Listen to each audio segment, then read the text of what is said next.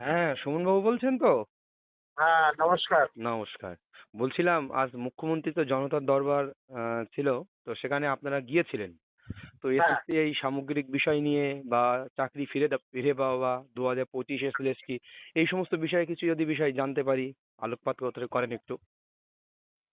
দেখুন আমাদের এসএসসি 2016 প্যানেলের যে 26,000-এর চাকরি বাতিল, তার মধ্যে প্রায় 19,000 জনের মতো যোগ্য শিক্ষক শিক্ষিকা এবং শিক্ষাকর্মীদের চাকরি বাতিল। হ্যাঁ। সুতরাং আমাদের যে দীর্ঘপথের লড়াই, এসএসসি 16 সালের সমস্ত চাকরি প্রার্থী পরীক্ষার্থীর ওএমআর প্রকাশের দাবি হুম। আজকে জনগণের দ্বারা নির্বাচিত হুম। হুম।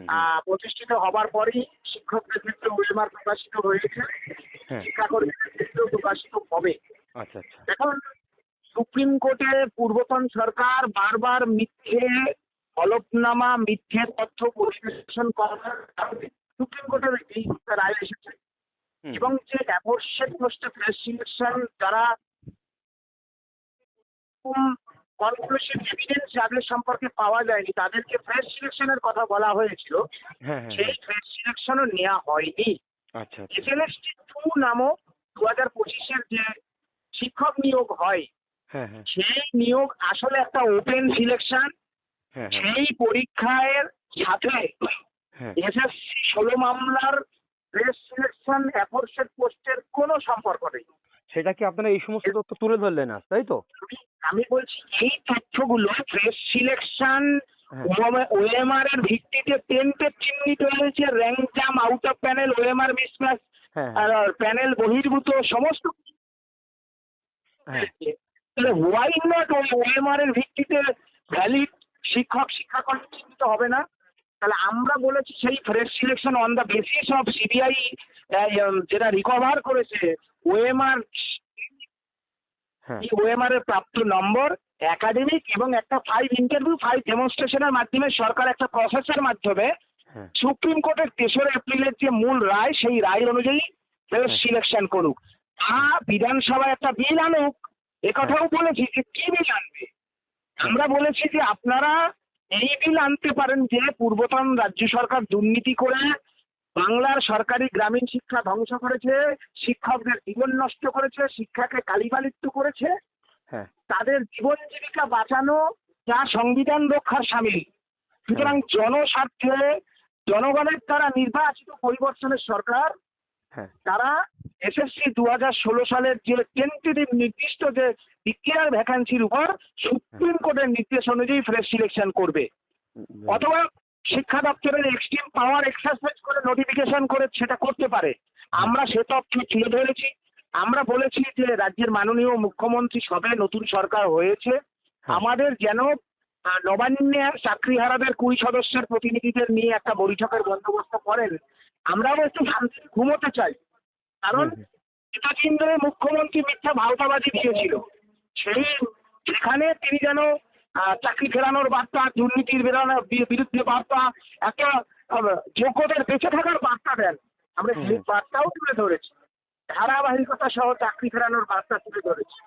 মুখ্যমন্ত্রী সমস্ত কথা শুনেছেন। হ্যাঁ।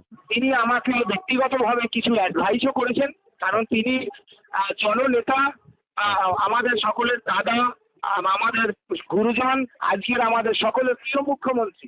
অবশ্যই, অবশ্যই, অবশ্যই। এবং আমরা আশা করতেই পারি। তিনি বলেছেন যে 2 মাস সময় দিতে রাজ্য সরকারের এজি আছে, হ্যাঁ। শিক্ষামন্ত্রী হবেন, এবং সর্বোপরি আমাদের দেশের মাননীয় প্রধানমন্ত্রী যান দপ্তর হচ্ছে সিবিআই, হ্যাঁ। CBI monitoring, court monitoring, CBI তদন্ত হয়েছিল। হ্যাঁ। কেন্দ্রীয় স্বরাষ্ট্রমন্ত্রী মাননীয় অমিত শাহ যে তাদের সাহায্য প্রার্থনা করছি। হ্যাঁ। হ্যাঁ। কেন্দ্রীয় সভাপতি ভারতীয় জনতা পার্টির নীতিন নবীনজির আমরা সাহায্য প্রার্থনা করছি।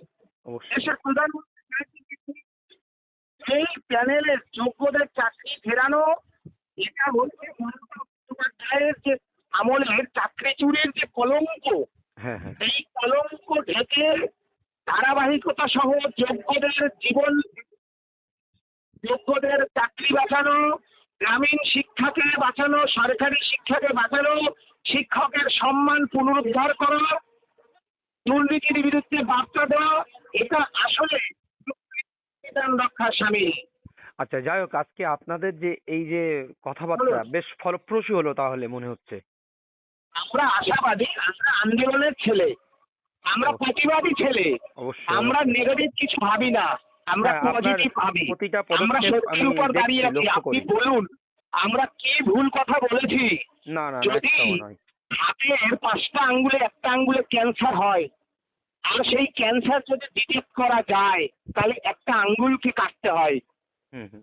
কিন্তু গোটা হাত কেটে দেওয়া, এটা কোনো মতেই সমীচীন নয়। সভ্য দেশে কখনোই সম্ভব নয়, যেখানে বাবা সাহেব আম্বেদকর ভারতবর্ষের জনগণের জন্য সংবিধান রচনা করে গিয়েছিল। সুতরাং গোটা হাত উড়িয়ে দিয়েছিল পূর্বতন দুর্নীতিগ্রস্ত মমতা বন্দ্যোপাধ্যায়ের রাজ্য সরকার। হুম। আমরা বিশ্বাস করি সেই সমস্ত আইনি যে বেড়াজাল রয়েছে, আইনি প্রোটোকল রয়েছে, তার মধ্যে দাঁড়িয়েই এসএসসি 2016 সালের যোগ্য চাকরি ফেরানো সম্ভব। ঠিক। সরকারের 100% সদিচ্ছা দরকার, এবং রাজ্যের মাননীয় মুখ্যমন্ত্রী, পশ্চিমবঙ্গের মুক্তিসূর্য শুভেন্দু অধিকারী মহাশয়, যার সঙ্গে আজকে আমরা সাক্ষাৎ করেছি, তার সদিচ্ছা আছে বলে আমি মনে করি। বেশ বেশ বেশ, খুব ভবিষ্যতের ভালো কথা কথা। ভবিষ্যতে বলা যাবে, আমি বিশ্বাস করি তিনি ফেরাবেন। এটা জনগণের দাবি।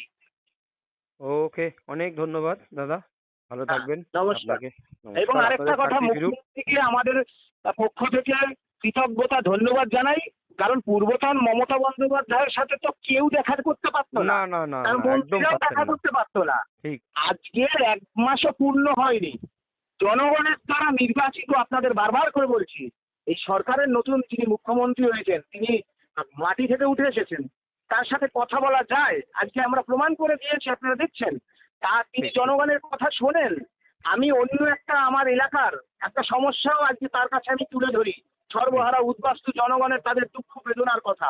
সুতরাং মুখ্যমন্ত্রীর কাছে যে জনগণ পৌঁছাতে পারছে, এটাই হচ্ছে আমাদের কাছে, বা অবশ্যই আমরাও অবশ্যই পৌঁছাতে, সফলতা, এটা আমাদের সফলতা এক প্রকারের আমরা বলা যেতে খুবই পারে। কৃতজ্ঞ।